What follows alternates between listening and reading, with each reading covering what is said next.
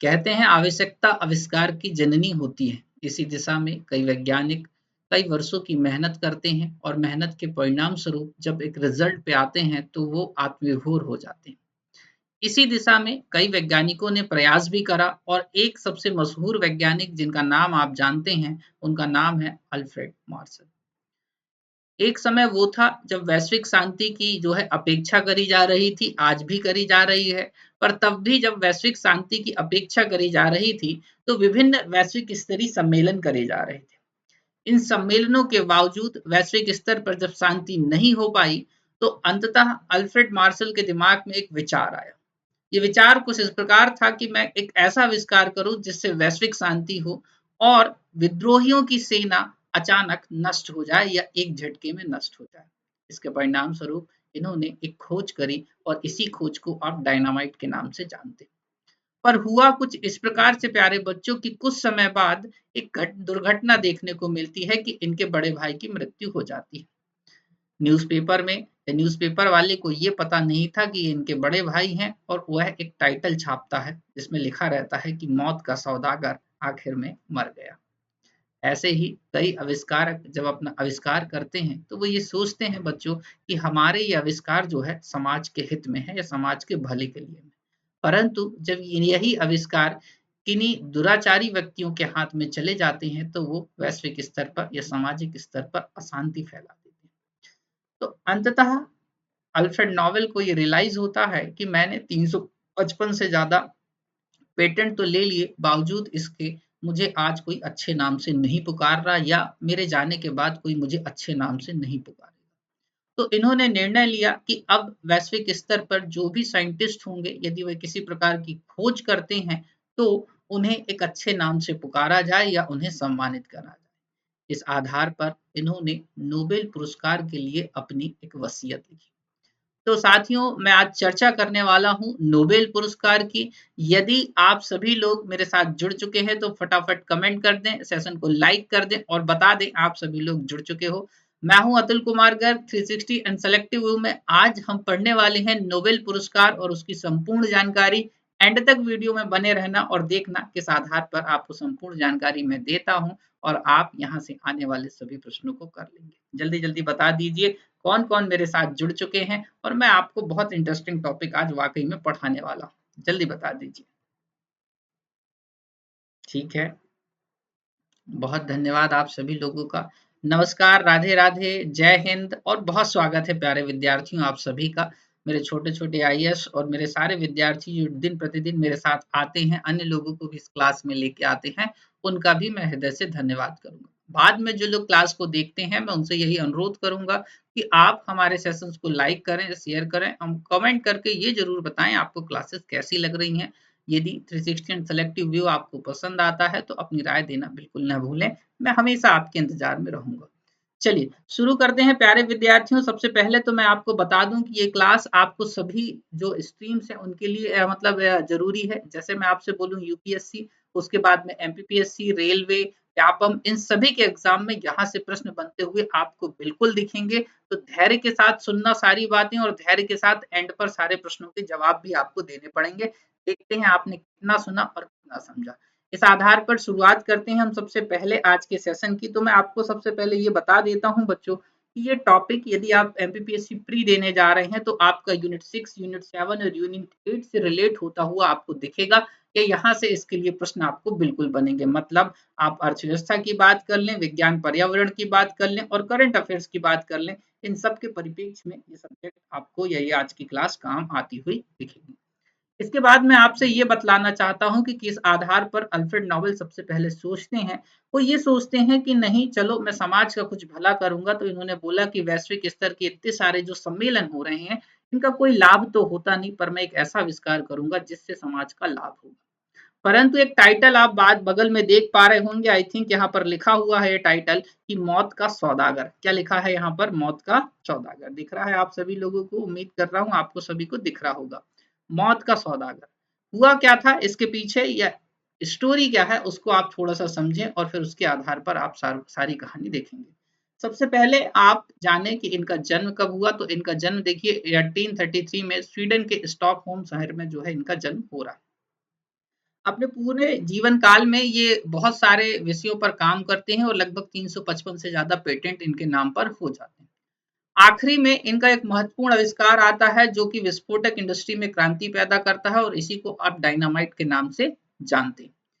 और इसी के आधार पर आगे की कहानी होती है। हुआ ये नोबेल जो आपके अवार्ड है उसके पीछे की 2 मिनट की स्टोरी सुन लीजिए, बड़ी अच्छी स्टोरी है कि ये जो अखबार में एक झूठी खबर छाप देते हैं, अक्सर जो पत्रकार भी होते हैं वो कई बार जो है इस मंशा से भी न्यूज छाप देते हैं कि चलो कुछ बुरा हो, वो वाली बात होती है। तो न्यूज़पेपर में एक अखबार में एक बात छपती है कि मौत का सौदागर जो है उसकी मृत्यु हो गई। हुआ ये था कि अल्फ्रेड नोबेल के बड़े भाई की डेथ हुई थी और न्यूज़पेपर वालों को लगा कि अल्फ्रेड नोबेल की मृत्यु हो गई। तो ये जब न्यूज़पेपर पढ़ते हैं, टाइटल पढ़ते हैं, इनको बड़ा दुख होता है कि मैंने इतना सारा काम करा बावजूद इसके लोग मुझे इस प्रकार से कह रहे हैं। तो अंततः इन्होंने सोचा कि आने वाले समाज में लोग मुझे इस तरीके से ना जाने, एक चीज ये, और आने वाले समय में वैज्ञानिकों को सम्मानित किया जाए। तो इस आधार पर इन्होंने अपनी एक वसीयत लिखी। वसीयत के अकॉर्डिंग इन्होंने अपना सारा धन जो है एक पर्टिकुलर संस्था को दे दिया और इस अनुसार ये बात निर्धारित हुई कि भविष्य में कोई वैज्ञानिक यदि किसी फील्ड में खोज करते हैं तो उन्हें सम्मानित किया जाए। प्रारंभ में ये 5 फील्ड निर्धारित करी गई थी, ये बात आपको याद रखनी है प्यारे बच्चों। तो इस आधार पर वर्ष 1901 से नोबेल पुरस्कार की जो है शुरुआत होती है। तो पहला प्रश्न आपके स्क्रीन पर अब आई थिंक आ गया होगा। यदि आपसे पूछे कि नोबेल पुरस्कार की शुरुआत कब हुई तो आप बोलोगे वर्ष 1901 से। इस आधार पर इनकी वसीयत के अनुसार प्रारंभ में केवल 5 क्षेत्र में जो है नोबेल पुरस्कार दिए जा रहे थे। तो 5 क्षेत्र कौन कौन से हैं तो फटाफट देख लो। एक है भौतिकी, दूसरा है केमिस्ट्री, तीसरा है साहित्य, चौथा है चिकित्सा और पांचवा है आपका शांति। मतलब प्रारंभ में अर्थशास्त्र को छोड़कर सभी क्षेत्र में जो है नोबेल पुरस्कार लगभग दिए जा रहे हैं, ऐसा मान लेते हैं अपन। कुछ हद तक ये पूछने चला जाता है तो आप उसको थोड़ा-सा याद रख लो, हालाँकि यहाँ से थोड़ा प्रश्न कम बनेगा, प्रश्न कहाँ से बनेगा वो मैं आपको सारी बातें बताऊँगा। हम 360 एंड सेलेक्टिव पढ़ रहे हैं, उसका मीनिंग ही यही है कि हम आपको सिर्फ उतना ही बताएँगे जिससे आपका काम हो जाएगा। तो देखो भौतिकी का सबसे पहला जो मिल रहा है, आप रॉटजन का नाम सुनते हैं, एक्स-रे की खोज करी थी जिन्होंने, तो आप इनको थोड़ा-सा याद रखो। बाकी केमिस्ट्री में इतना पूछता नहीं है तो जैकोबस का नाम थोड़ा-सा याद रख लो, ये आपको काम में आ जाएगा, इतना ज़्यादा आता नहीं है। साहित्य में सुली का नाम याद कर लो, चिकित्सा और मेडिसिन की बात हो रही है तो इमिल का नाम याद कर लो, और शांति में रेड क्रॉस थोड़ा सा आप याद कर लेना कि रेड क्रॉस के संस्थापक जो हैं जिनका नाम है हेनरी ड्यूरेंट के नाम से ये जाने जाते हैं, तो थोड़ा सा आप इनको याद रख लो। मतलब शांति और भौतिकी वाले जो प्रारंभ में मिल रहे हैं इनके नाम बस आपको थोड़ा सा पता होना चाहिए। इसके बाद अब बात आती है कि 1968 की, मतलब ये 1901 से लेकर 1900 मतलब आप समझ लो 1967 तक जो है लगभग ये 5 क्षेत्र में मिल रहे हैं। 1968 या 1968 में ये बात निर्धारित होती है कि अब अर्थशास्त्र के क्षेत्र में भी जो है नोबेल पुरस्कार दिया जाएगा। तो 1969 से पहली बार मिला अर्थशास्त्र के क्षेत्र में नोबेल पुरस्कार, और ये पहली बार नोबेल पुरस्कार पाने वाले 2 व्यक्तित्व हैं जिनमें से एक बड़े चर्चित रहते हैं जिनका नाम है रैगनर फ्रिस्क। रैगनर फ्रिस्क के बारे में यदि मैं आपसे बात करूं तो इन्होंने आर्थिक गतिविधियों के आधार पर अर्थशास्त्र को 2 भागों में बांटा था प्यारे विद्यार्थियों। एक होता है आपका माइक्रो इकोनॉमिक्स और एक होता है आपका मैक्रो इकोनॉमिक्स। तो इस आधार पर एक प्रश्न ये भी हो जाता है कि अर्थशास्त्र के क्षेत्र में नोबेल पुरस्कार पाने वाले पहले व्यक्ति कौन है, तो आप मेजर नाम लेंगे रैगनर फिश का, परंतु उसके साथ साथ एक नाम और आना चाहिए जिनका नाम है जॉन टिम्बरजन। ये 2 नाम आपको याद रखने, ठीक है। 68 से मिलना शुरू हो रहा, मतलब प्रारंभ करा गया, और 69 में पहली बार मिला। उसके साथ से आपसे पूछे कि आर्थिक गतिविधियों के आधार पर अर्थशास्त्र को किसने सर्वप्रथम बांटा या वर्गीकृत करा, तो आप बोलोगे रैगनर फ्रिस्क ने। अब कहानी शुरू होती है नोबेल पुरस्कार जो कि अर्थशास्त्र के क्षेत्र में। अब यहाँ से ध्यान से सुनना क्योंकि हम इकोनॉमिक्स पर ज्यादा फोकस करते हैं, मैंने कई बार आपको बताया है।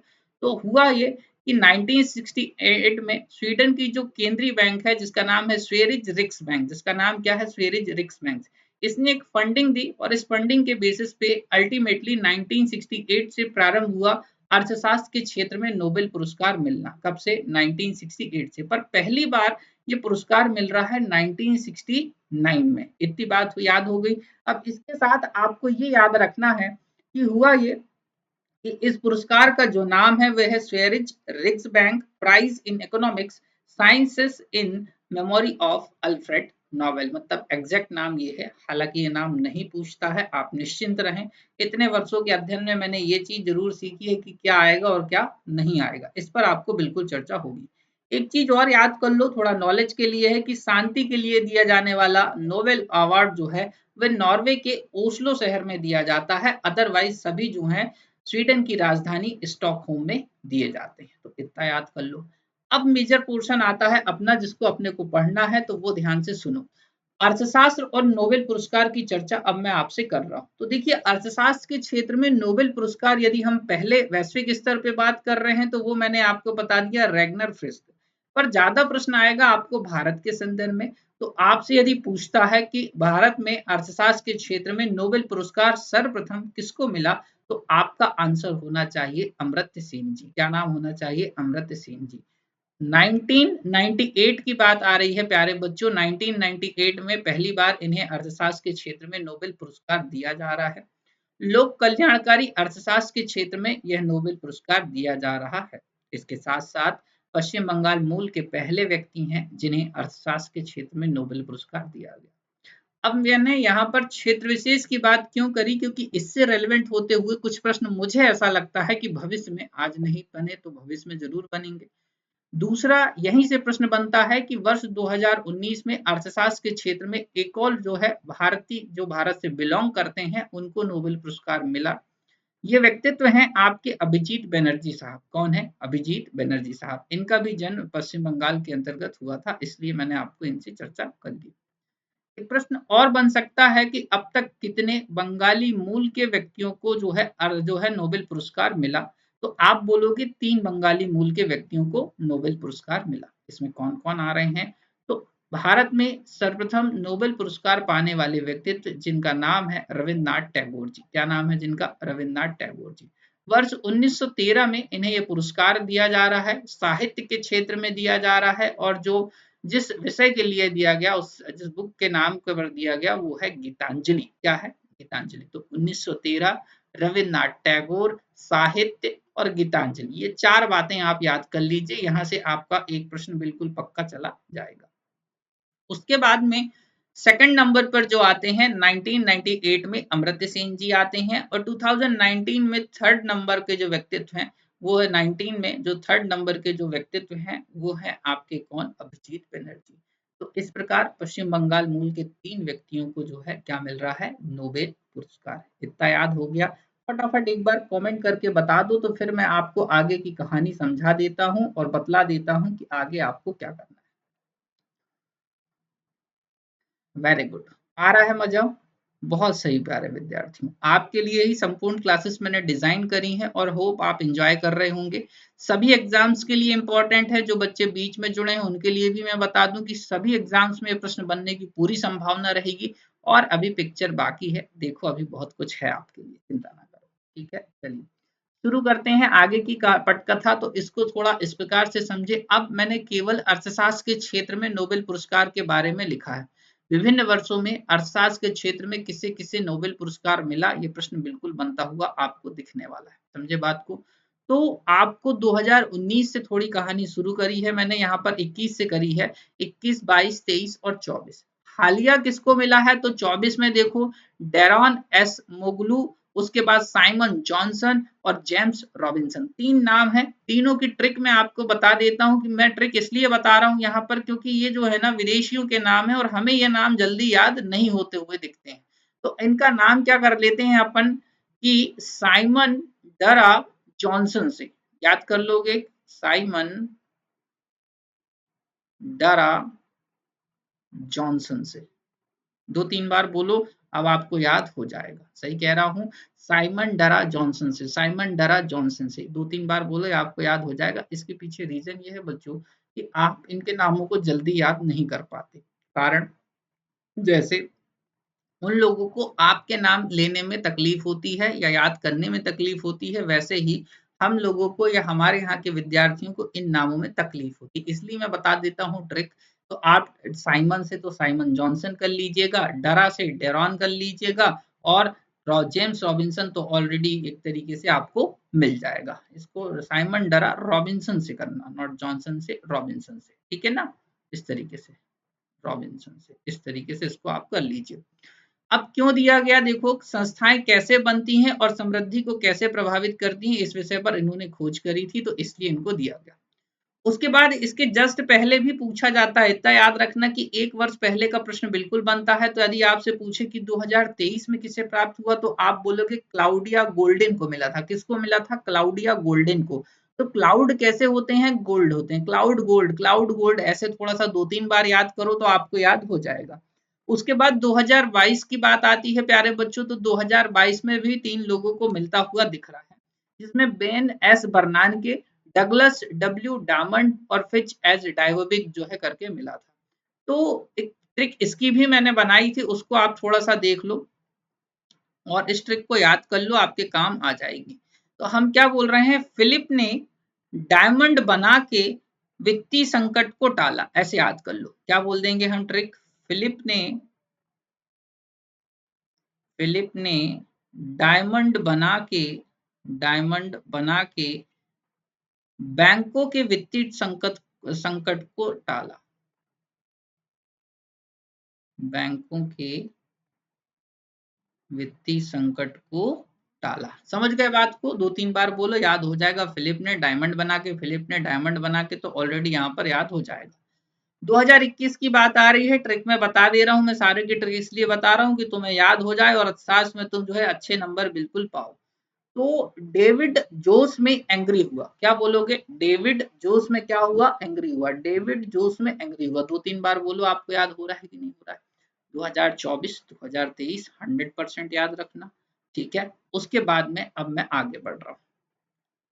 इसी के साथ मेरे प्यारे बच्चों, वे अभ्यर्थी जिन्होंने अभी तक हमारे एप्लीकेशन को डाउनलोड नहीं करा है, वो कर लो। मैं आपको उसके पीछे कारण बता रहा हूँ।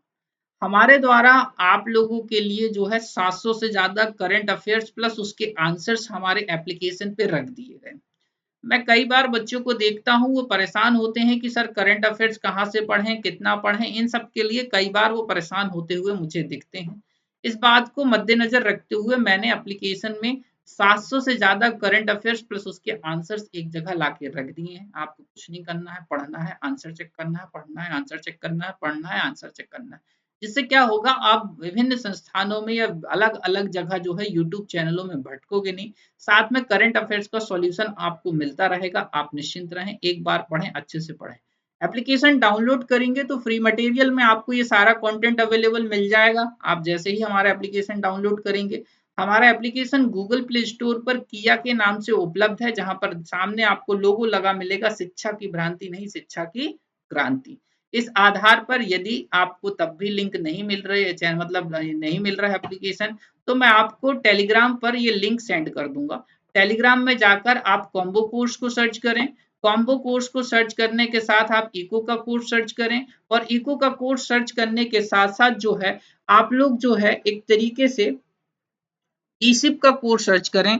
और यदि आप हमारे अदर चैनल से नहीं जुड़े हैं तो उनसे जुड़ जाएं।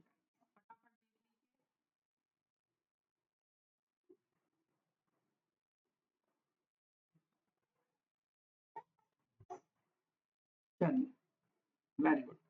तो यदि आपने इन सबको कर लिया है तो अब मैं आगे बढ़ता हूं, और इस आधार पर आप YouTube, Instagram, Telegram और WhatsApp से सभी से जुड़ जाइए।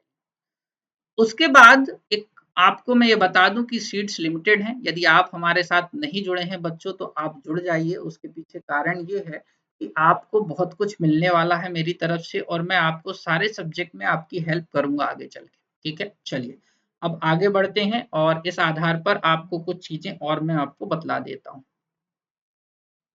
ठीक। हाल ही में 2024 में विभिन्न क्षेत्रों में नोबेल पुरस्कार आपको पता है कि दिए गए हैं। इस पर भी ये सारी क्लास है, तो सारे को एक बार फटाफट सरसरी निगाहों से देख लो। 360 एंड सेलेक्टिव व्यू में अर्थशास्त्र में मैंने आपको बता दिया है, डरा जॉन साइमन से, साइमन डरा रॉबिन्सन से, ऐसे 2-3 बार अपन ने ट्रिक बना ली थी इसकी। तो संस्थाएं कैसे बनती हैं और समृद्धि को कैसे प्रभावित करती हैं, इसके अध्ययन के लिए इस क्षेत्र में दिया गया है। साहित्य के क्षेत्र में हांगकांग, जो कि दक्षिण कोरिया के हैं बच्चों, इनको दिया गया है। उसके बाद में यदि हम बात करते हैं शांति के क्षेत्र में, तो निहोन हिंडाक्यो जो कि जापानी संगठन एक तरीके से परमाणु हथियारों से मुक्त विश्व बनाने की दिशा में यह प्रयास कर रहा है, तो इसको भी याद कर लो।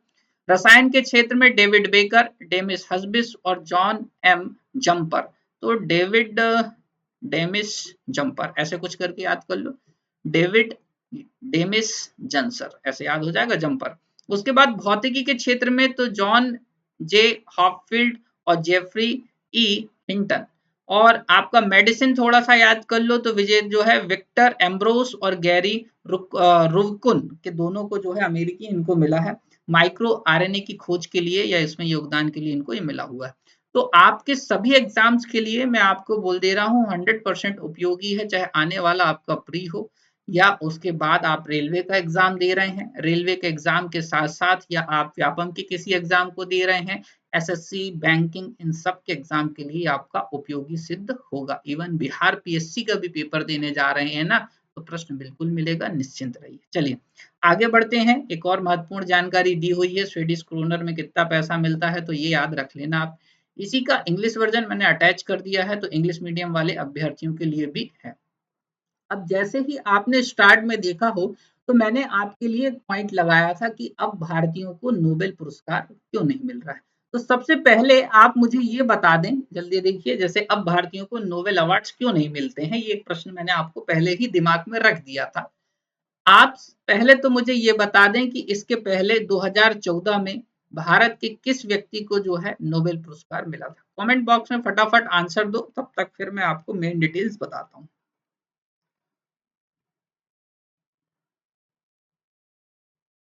चलिए ठीक है, बहुत सही। जिनको नहीं पता है वो ध्यान से सुनते चलिए और ध्यान से देखते चलिए। हुआ ये कि 2014 में कैलाश सत्यार्थी जी को जो है नोबेल पुरस्कार दिया जा रहा है। इसके साथ साथ आपको ये भी याद रखना है कि इन्हें बचपन बचाओ आंदोलन का जो है ये कहीं ना कहीं नेतृत्व करते हैं और विदिशा क्षेत्र से बिलोंग करते हैं कैलाश सत्यार्थी जी। तो मलाला यूसुफजई के साथ में इनको जो है ये नोबेल पुरस्कार मिला। पर ऐसा नहीं है कि भारतीयों को नोबेल अवार्ड्स अब नहीं मिलेंगे, ये बात भी नहीं है। हाँ, ये आप कह सकते हैं कि जो ये नोबेल अवार्ड्स देने वाली संस्थाएं हैं, इनमें शायद कुछ हद तक पार्शलिटी देखने को मिल जाती है। अक्सर लोग अपने क्षेत्र विशेष के लोगों को या जो है अपने प्रभुत्व वाले जो क्षेत्र हैं उनको देने का प्रयास करते हैं, पर ऐसा भी नहीं है कि भारत के किसी लोगों को नहीं मिला है। आप एक रिकॉर्ड है आपके पास अच्छा खासा, चाहे रविन्द्रनाथ टैगोर की बात कर लीजिए, मदर टेरेसा की बात कर लीजिए या अन्य व्यक्तियों की भी बात कर लीजिए, तो इन सबको भी नोबेल अवार्ड्स मिले हैं। उनकी डिटेल्स मैंने लास्ट में अटैच कर दी है आपके लिए, तो उनको आप पढ़ लेना। आने वाले समय में यदि हमारे यहाँ भी और अच्छे आविष्कार होंगे, तो नो डाउट वो दिन भी आएगा जब भारत में नोबेल अवार्ड जो है मिलेंगे। ठीक है, तो इस पर चिंता नहीं करना। अब यदि आपने ध्यान से सारी क्लासेस देखी हैं, तो आपकी स्क्रीन पर मैं कुछ प्रश्न दे रहा हूं, फटाफट तैयार हो तो बता दो कि हाँ सर हम तैयार हैं, और आप इन प्रश्नों के उत्तर भी दे देंगे। चलिए, बहुत बढ़िया।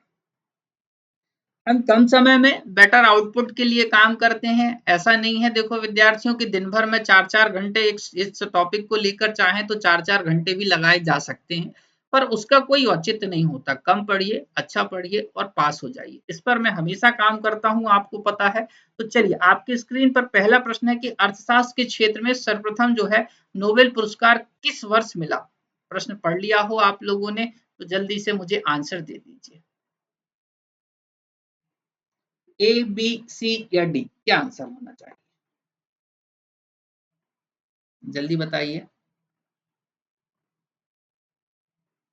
ठीक है, चलिए आंसर देखा जाए। देखो, यदि आपने अच्छे से क्लास को सुना हो, मेरी बातों को सुना हो, मैंने ये बोला था कि स्टार्ट यहाँ से हो रहा है, मतलब 1968 से स्टार्ट हो रहा है। स्वीडन की केंद्रीय बैंक दे रही है जिसका नाम है जो है स्वेरिज रिक्स बैंक। पर यदि आंसर देखेंगे तो 1969 में सबसे प्रथम जो है मिल रहा है, और एक इन दो में से एक फेमस व्यक्तित्व है जिनका नाम है रैगनर फ्रिस्क। क्या नाम है? Ragnar frisk. चलिए, भारत के संदर्भ में सर्वप्रथम अर्थशास्त्र का नोबेल पुरस्कार पाने वाले व्यक्ति कौन है, बताइए जल्दी। भारत के संदर्भ में प्रश्न ध्यान से पढ़ा करो, ठीक है, जवाब दो जल्दी।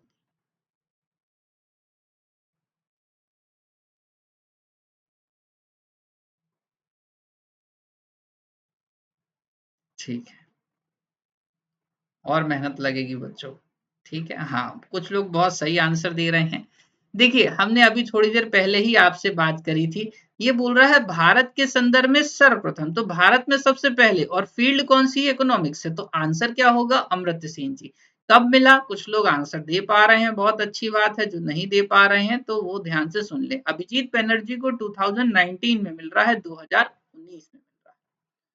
नेक्स्ट प्रश्न, 2019 में अर्थशास्त्र के क्षेत्र में नोबेल पुरस्कार पान किसे मिला? 2019 की बात हो रही है, बताइए आंसर। ठीक है, हाँ, नहीं नहीं नहीं नहीं, कुछ लोग गलत दे रहे हैं, फिर से कुछ लोग सही जा रहे हैं। इसलिए बोलते हैं, देखो कुछ चीजें पढ़ना भी जरूरी है। मैं आपको एक बात बता दे रहा हूँ, हुआ ये है कि 2019 में 3 लोगों को एक साथ मिला है। कितने लोगों को? 3 लोगों को। मैंने आपको बताया क्या?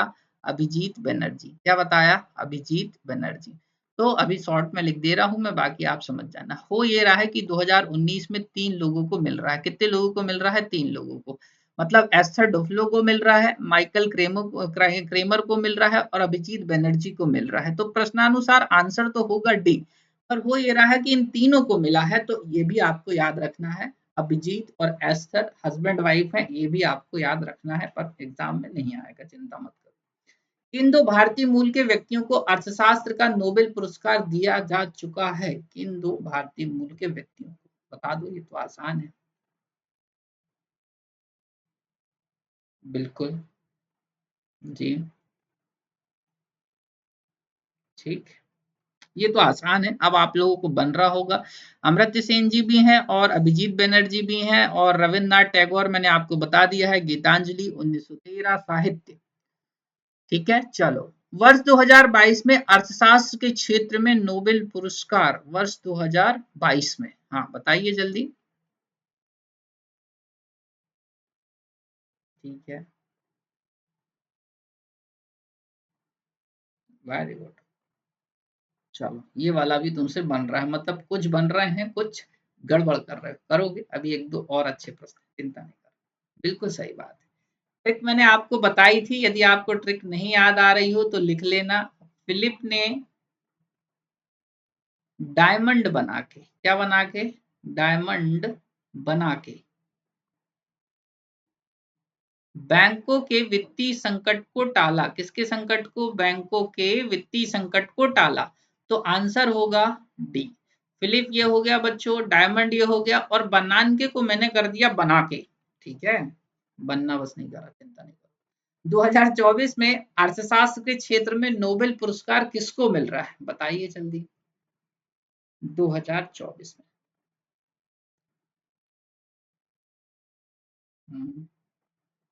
ठीक है, 2024 में अर्थशास्त्र के क्षेत्र में नोबेल पुरस्कार के संबंध में बात आ रही, तो इनकी भी मैंने ट्रिक आपको बता दी है। हमने बोला साइमन डरा रॉबिन्सन से, ऐसे कुछ बनाई थी ट्रिक हमने, क्या बनाई थी? साइमन डरा, डरा मतलब डेरॉन हो गया, किससे? रॉबिन्सन से। ऐसे 2-3 बार बोलेंगे आप, आपको याद हो जाएगा, आंसर क्या हो जाएगा? डी। एक और अच्छा प्रश्न आपकी स्क्रीन पे, वर्ष 2024 में शांति और साहित्य के क्षेत्र में नोबेल पुरस्कार क्रमशः किसे मिला? अब बता दो, देख लेते हैं। हम्म, ओके। नहीं, कुछ लोग गलत कर गए और कुछ लोग बहुत सही जा रहे हैं, कुछ लोगों के सारे प्रश्न सही गए हैं। ये देखकर मुझे और अच्छा लग रहा है। चलिए, देखिए, हम बात कर रहे हैं 2024 में शांति और साहित्य के क्षेत्र में, और ये देखो क्रमशः बोल रहा है, तो मतलब आपको उसी सीक्वेंस में बताना है। तो आंसर पहले मैं आपको बता देता हूं, देखो निहोन और हान जो है, ये दो आप नाम याद रख लो, ये बिल्कुल सही आंसर इसका हो जाएगा। नरगिस मोहम्मदी जो है 2023 में, और जॉन फॉसेट भी 2023 में, और क्रमशः यही होगा, शांति और साहित्य हो जाएगा। कैलाश सत्यार्थी और मलाला यूसुफजई तो भैया 2014 की बात हो रही है, मैं आपको बता चुका हूं। उम्मीद कर रहा हूं किस क्षेत्र में आपको पता होगा, नहीं है तो कमेंट बॉक्स में जरूर, जो लोग बाद में देख रहे हैं वो बताएं। इस आधार पर प्यारे विद्यार्थियों, आपके लिए मैंने हर संभव प्रयास कराया, जिसके आधार पर आपको नोबेल अवार्ड्स क्यों शुरू करे गए, कैसे पृष्ठभूमि रखी गई, किसने शुरू करा, किसने वसीयत लिखी, पहली बार कब मिला, 2024 में किसे-किसे मिला, उसके साथ अरसाज के क्षेत्र में किसे-किसे मिला, पश्चिम बंगाल मूल के किस-किस लोगों को मिला, इसके साथ में एमसीक्यू को मैंने आपको दे दिया। इतना याद रखिए कि वाकई में आवश्यकता आविष्कार की जननी है, ये बात आपको याद रखनी ही होगी या आप समझते होंगे। हर वैज्ञानिक अपने क्षेत्र में अच्छा प्रयास करने की कोशिश करते हैं। मुद्दा ये आता है बच्चों की ये जो आविष्कार होते हैं इनका दुरुपयोग कुछ दूसरे लोग कर जाते हैं, इसकी वजह से ये बदनाम होते हैं। तो मैं हमारे सभी साइंटिस्ट को, सभी वैज्ञानिकों को प्रणाम करता हूँ और मैं ये भी कहूँगा आप लोगों के कारण ही आज हमारा जीवन आसान हुआ है या हम सुरक्षित हैं। तो इसके लिए आप सभी का बहुत धन्यवाद। इसी प्रकार से प्रयास जारी रखें, भारत की तरक्की में अपना योगदान दें। हम सभी को जो है चरितार्थ करें या हम सभी लोग भारतवासियों को जो है कृतार्थ करें, दोनों चीज़ें आप लोगों के सहयोग के लिए बहुत-बहुत धन्यवाद। तो उन सारे विद्यार्थियों को बहुत धन्यवाद जो डेली क्लास में आते हैं। सेशन अब मैं एंड करूँगा। मैं अतुल कुमार गर्ग मिलूँगा नेक्स्ट वीडियो में और ही इन्फॉर्मेटिव वीडियो के साथ। यदि आपको हमारे वीडियोज़ अच्छे लगते हैं तो कमेंट बॉक्स में कमेंट करके ज़रूर बताएँ। इसके साथ मैंने आप लोगों के लिए देखो सभी अवार्ड्स जो हैं एक जगह लाके रख दिए हैं। 1913 में किसे मिला, 1930 में किसे मिला, 1968, 1979 मदर टेरेसा, सुब्रमण्यम चंद्रशेखर, अमर्त्य सेन हो गए, उसके बाद में वीएस नायपाल हो गए, वेंकट रमन जो है राधा कृष्णन हो गए और उसके साथ में कैलाश सत्यार्थी, अभिजीत बनर्जी। इस तरीके से सभी की डिटेल्स मैंने आपको यहाँ भी दे दी। ये पीडीएफ आपको हमारे एप्लीकेशन पर ही मिलेगी। मैं फिर से बोल रहा हूँ तो कुछ आईएएस एकेडमी का एप्लीकेशन आपको डाउनलोड करना होगा। एप्लीकेशन में सारी क्लासेस की पीडीएफ आपको मैं फ्री ऑफ कॉस्ट जो है अवेलेबल करवा देता हूँ। तो यदि डाउनलोड नहीं करा है तो फटाफट कर लो। हम मिलेंगे नेक्स्ट वीडियो के साथ। जय हिंद, जय भारत।